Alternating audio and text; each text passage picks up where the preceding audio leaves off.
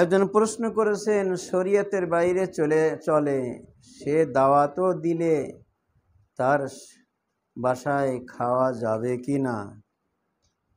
শরীয়তের খিলাফ চলে, হয়তো নামাজ কালাম পড়ে না, এমনি আসে, কিন্তু নামাজ কালাম ঠাট্টা উপহাস করে না, এমনি নামাজ কালাম পড়ে না, নামাজকে অস্বীকার করে না, রোজাকে অস্বীকার করে না, এমনি শরীয়তে পরে চলে না। কিন্তু তার পয়সা যদি হালাল থাকে, পয়সা যে হালাল থাকে, তাহলে তার বাসায় দাওয়াতে খাওয়া যাবে।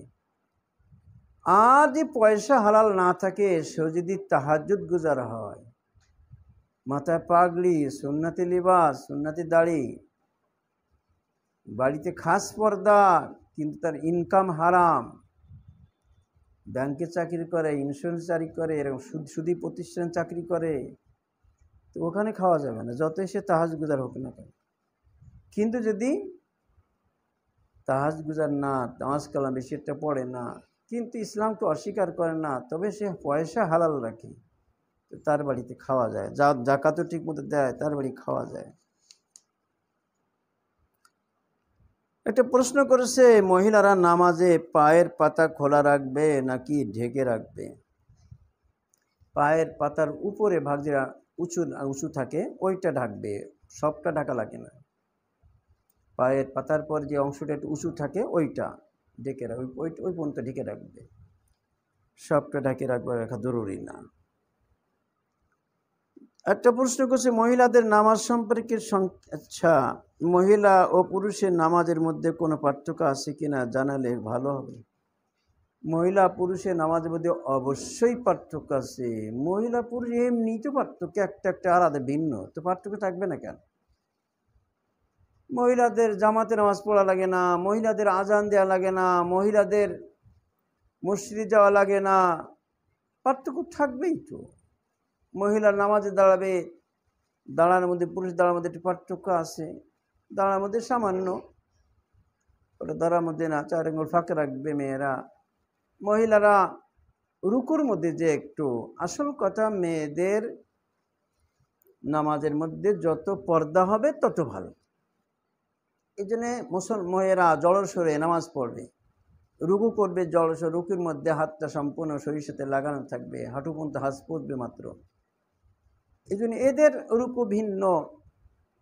মহিলার সিজদা করবে জড়সড়ে, মাটির সাথে লাগায় থাকবে, কোনোই দুই পাশে মাটিতে বিছায় দিবে, পা ডান দিকে বের করে দিবে, এমন জড়সড়ে সিজদা করবে। যত পর্দা তত ভালো।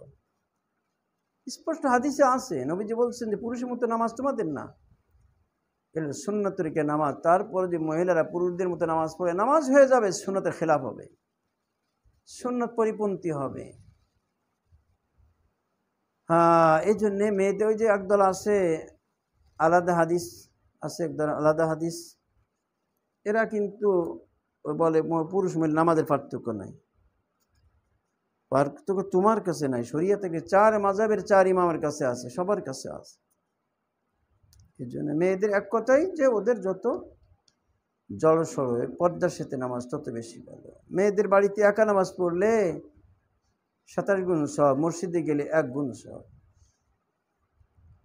মহিলা বাড়িতে নামাজ পড়লে মদিনাতে নবীজির পিছনে নামাজ পড়ার থেকে উত্তম। এই নামাজ পার্থক্য থাকবেই, যত পর্দায় থাকবে তত ভালো, যত নির্জন হবে ততই ভালো, নামাজ পার্থক্য থাকবেই। পুরুষেরা মহিলায় মসজিদে এতিকাফ করে, মেয়েদের দিন বাড়িতে যে মসজিদ জায়গা, নামাজ জায়গা, নামাজের তা মসজিদ বানায় না, ওখানে এতিকাফ করবো, পার্থক্য তো অবশ্যই আছে।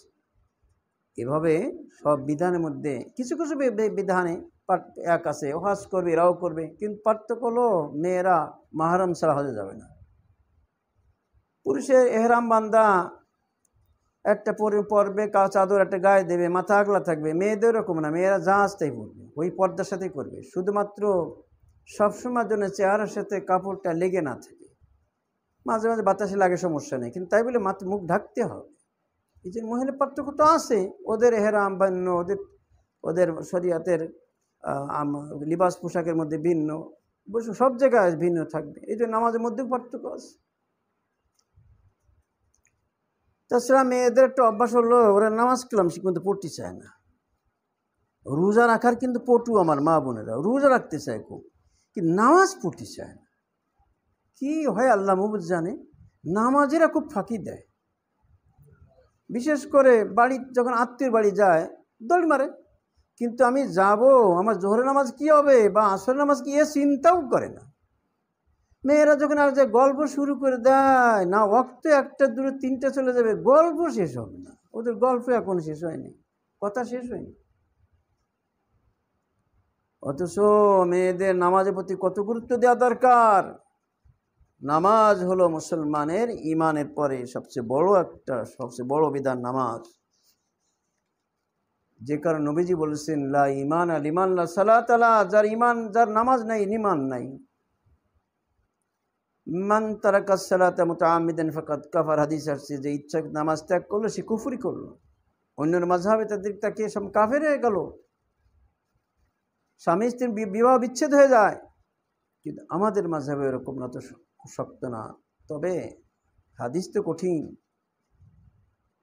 ও আমার মা বোনেরা, মুসলমানের নামাজ হলো সবচেয়ে বড় হাতিয়ার আল্লাহর সাথে সম্পর্কের।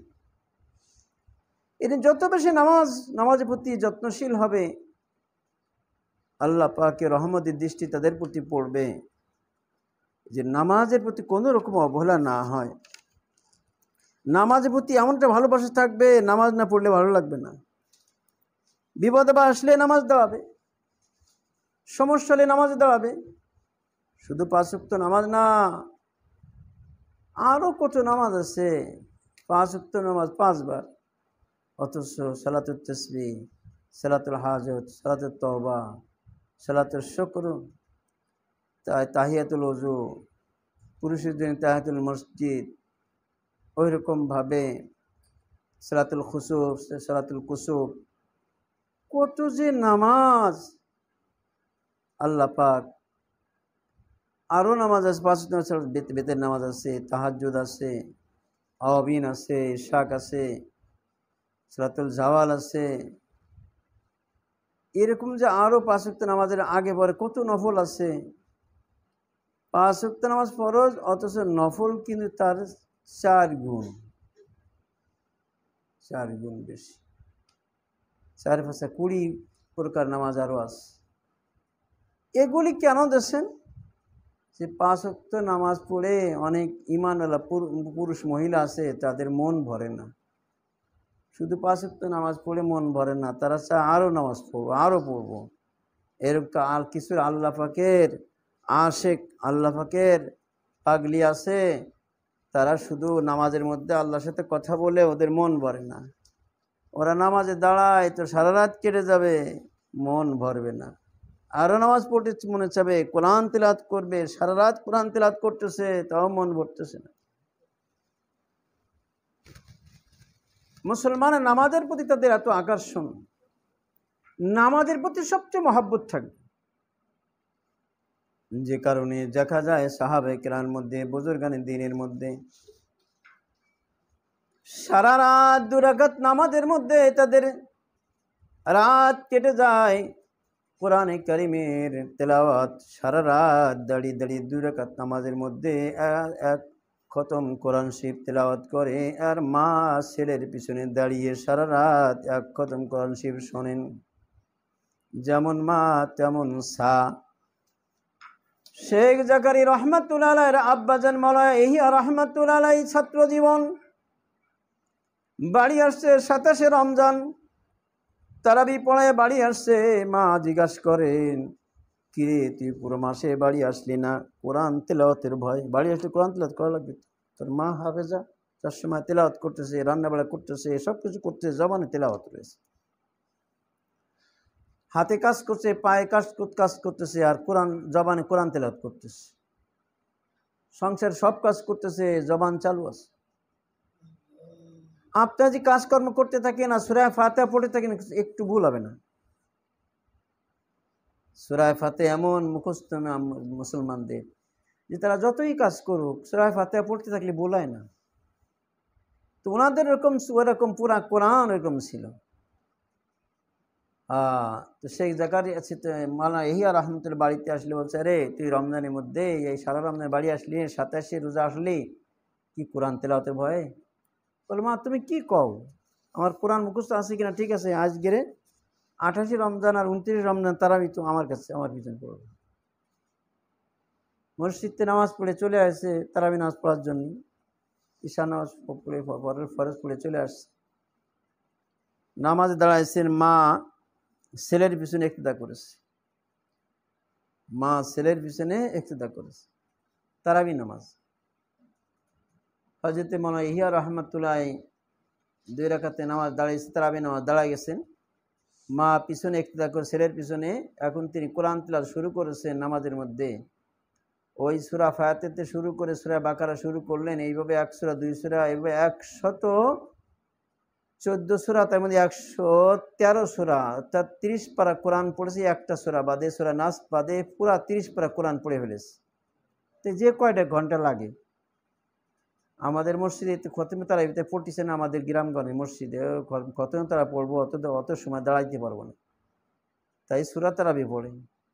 আর এখানে মা 1 রাকাতের মধ্যে 30 পারা কোরআন তিলাওয়াত করলেন সূরা নাস বাদে। কোনো রকম বিরক্তি আসে নাই, বরং কোরআন তিলাওয়াত শুনতেছে, মনটা খুশিতে বাগবাগ, আরো পড়ে শোনাক, আরো শোনাক। দ্বিতীয় রাকাতে সূরা নাস পড়ে 2 রাকাতে পরে সালাম ফিরায় বলতেছে, মা আমি 2 রাকাত পড়ালাম, বাকি 18 রাকাত তুই নিজে নিজে পড়ে নাও। তাহলে কেমন তাদের সূরা, কেমন মার, কেমন সা। ছেলে তো এরকম তেলাওয়াত করেছেন 2 রাকাত নামাজ, 1 রাকাত নামাজের মধ্যে 2 রাকাত নামাজের মধ্যে 1 খতম কোরআন পড়লেন, মা পিছনে শুনলেন, কোনো রকম বিরক্তি নাই, আরও শুনতে মনে চাইতেছে। যেমন বিশ্বকাপ ফুটবল বা ক্রিকেট খেলা দেখার জন্য কত মা বোন সারা রাত ওই টিভির সামনে বসে থাকে, দেখতে থাকে, চোখে ঘুম নাই, এত খেলার পাগল। আর ওই সমস্ত মা বোনরা ছিলেন কোরআনের পাগল, যে কারণে রাতকে রাত তারা কোরআন তেলাওয়াত করছে। হযরত ফাতেমা জোহরা রাদিয়াল্লাহু তাআলা তিনি 2 রাকাত সারা রাত কাটাই দিয়েছেন, তাও আফসোস করতে হয়, রে আল্লাহ রাত ছোট বানাই দিলে কেন, আমার তো 2 রাকাত মাত্র হয়েছে, মন ভরে নাই।